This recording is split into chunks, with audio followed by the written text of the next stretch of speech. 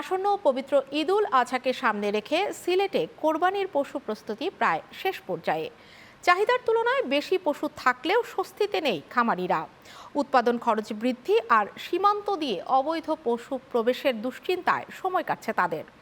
জাকারিয়া হোসেন জোসেফের তথ্যচিত্রে desk report. ঈদুল আজহার সামনে রেখে সিলেটের খামারগুলোতে এখন ব্যস্ততা তুঙ্গে। খামারে চলছে কোরবানির পশুর পরিচর্যা।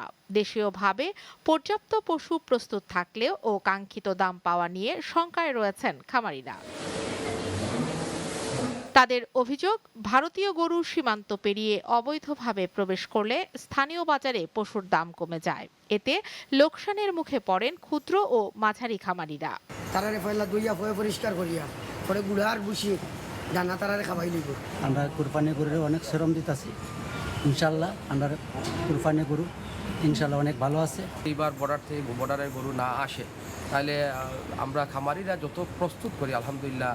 এবছর পশুর চাহিদা যেমন বেড়েছে তেমনি বেড়েছে উৎপাদনও, এমনটাই জানিয়েছে প্রাণী সম্পদ বিভাগ।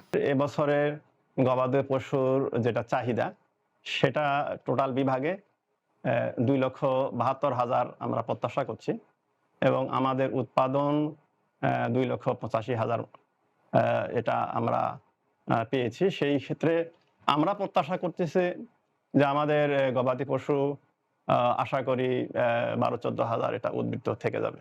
প্রাণী সম্পদ বিভাগের তথ্য মতে এবছর সিলেটে কোরবানিযোগ্য পশুর চাহিদা 1,03,938টি।